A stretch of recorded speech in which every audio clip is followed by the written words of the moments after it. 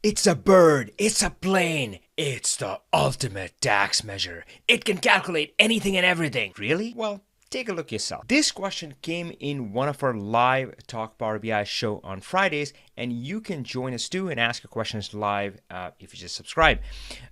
And this one came from Sean McDonald from the sunny state of California. And Sean said, "Hey, Avi, man, I got this measure thing down. I'm rocking and rolling with it. Measures are awesome, right? Measures are the magic inside Power BI. And I've created these awesome measures for sales, sales year to date, life to date.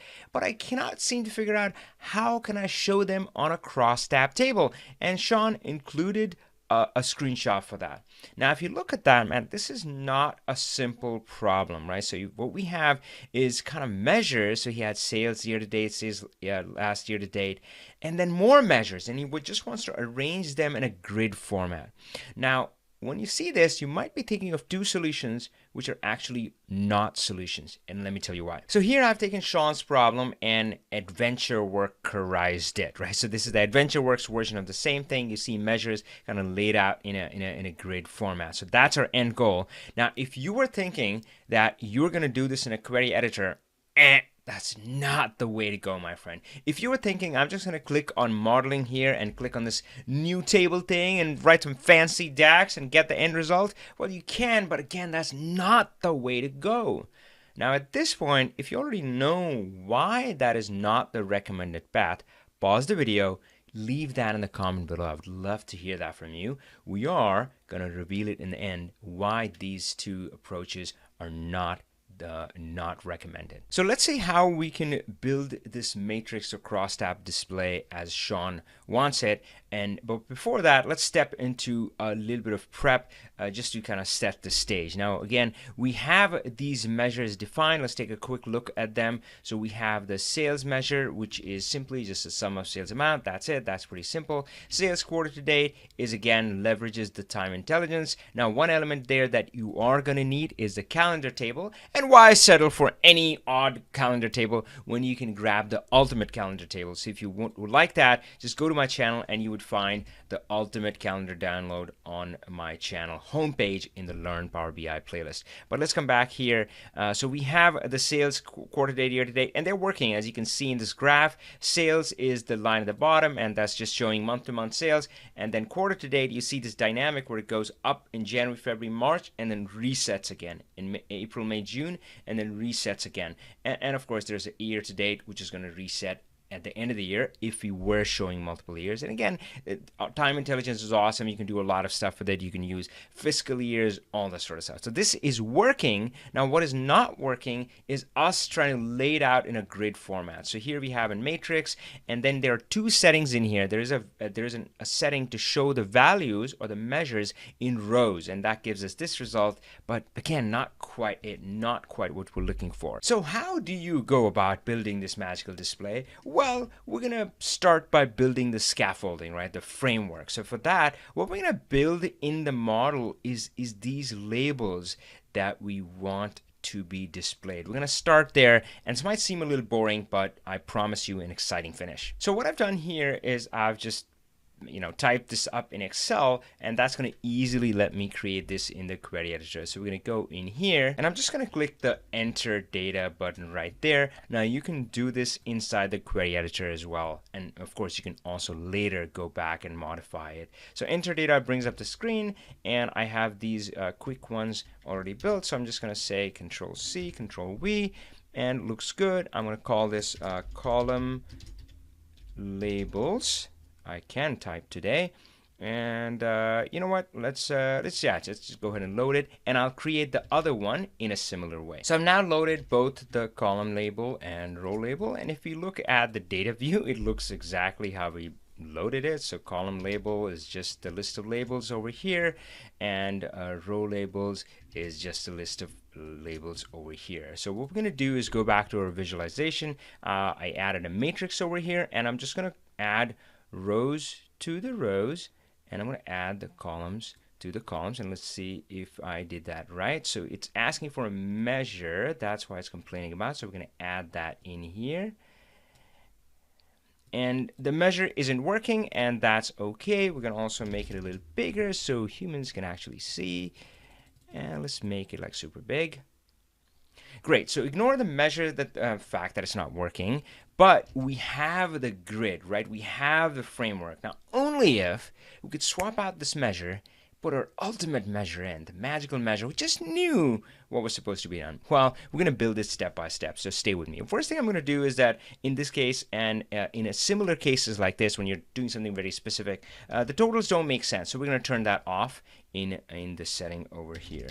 So row subtotals, column subtotals, those are gone. And now let's go about building our ultimate measure. All right, so I'm going to go to the modeling tab, click new measure, and let's start typing it. And we would go ultimate measure equals, and what I'm going to do, so again, I love building things really step by step, small step by step. So I'm going to start with really getting what is a selected row label. So selected row, and we would, so let me add, say, use the selected value function. I'm going to zoom out of that. It's a little slow. Hopefully you can still see. Perfect. Let's make it really big. So selected value, and I want to say, give me the row label if it has been selected. And here you can return that really quick to see how that is working. So selected row, it is not the ultimate measure yet, but we're working on it. So that measure seems to work, and I'm going to replace this sales thing that we have with our ultimate version measure in progress, I should say. So I'm going to remove sales, and it's going to complain again, but that's okay. And we say ultimate measure. So now, of course, if you didn't know, you can return text. Measures can return text, and can be pretty awesome. So right now it's kind of boring. So again, it's just selecting the selected row, and that's it. But you know, it's working. Something is working there. So we're going to add one more thing here, and we're going to say, what about the selected column? And we would test that as well. So here I would say, give me the column label value, and I'm just gonna test that one just to see. So again, you would see the display change, and you can see that, oh, so basically I tested both of them, so both of them are working. So in each cell, and that's the right way to think about a measure, you always think about a particular cell. So in this cell, you know, so just pick one, I'm able to determine that I need to show the quarter to date and margin and margin. Are you getting warm? Are you seeing where I'm going with this? All right, cool. So with those parts worked, but then we're gonna say, well, great. So we know exactly what we need to show.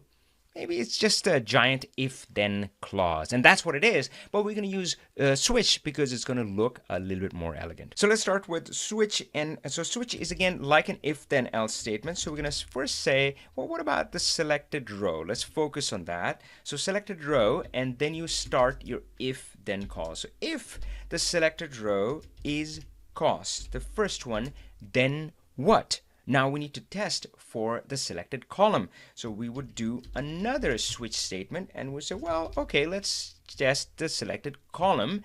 And if the selected column says current month, then we can simply return the cost measure and be done with it. Now I'm just going to stop here just to show you that what happens over here. So again, in switch, if you don't specify, if it doesn't match any of this, the default is blank. So let's see if we can match all the brackets. And I have a theory that only the cost current month would light up, everything else would be blank or may even disappear. Oh boy, so it did disappear, and again, that's the default behavior. You can change that if you like, if you can tell it to still show the ones that which don't have any value. But we know exactly we're on to something. So now we can just come back here and say, hey, what about for QTD? Well, we have a measure for that. You know, there's that company would say there's an app for that. Well, we got a measure for that, my friend. So here I'm going to say cost QTD, and oh boy, now I'm excited. So what about year to date? Can we do that? Oh, of course we can. So I'm going to say cost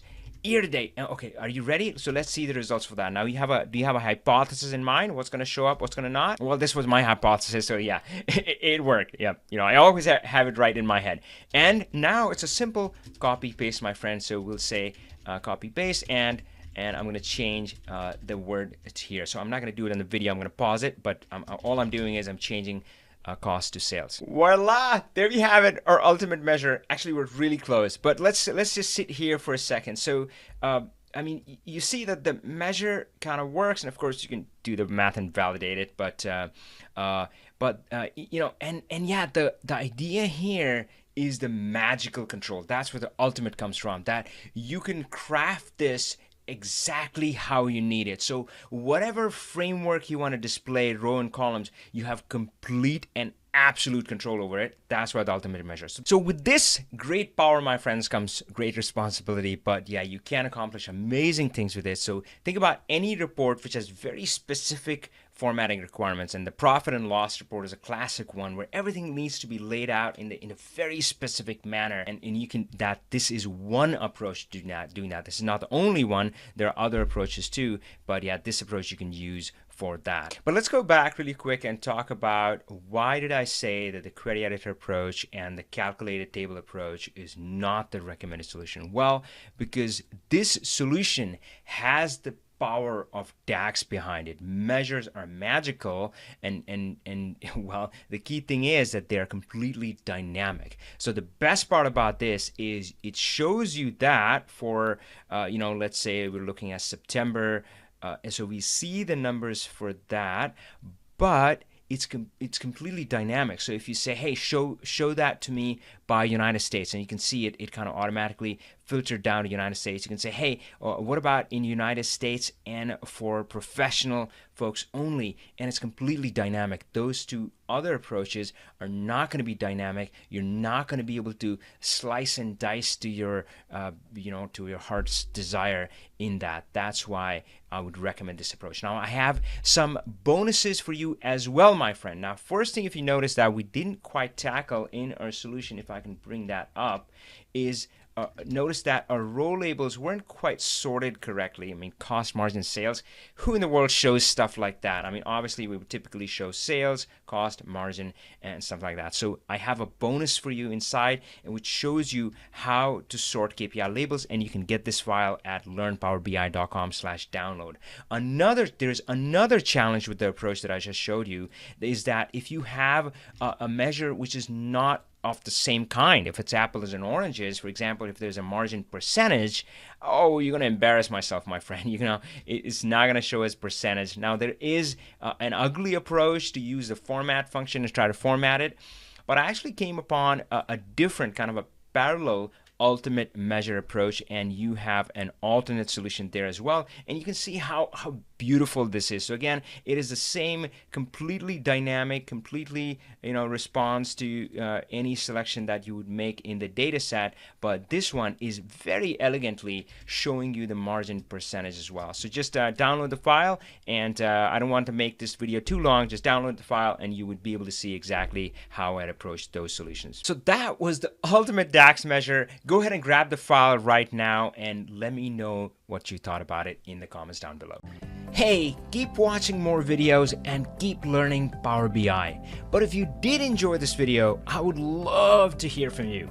So leave a comment, like, subscribe, all the good stuff. Power on, my friends.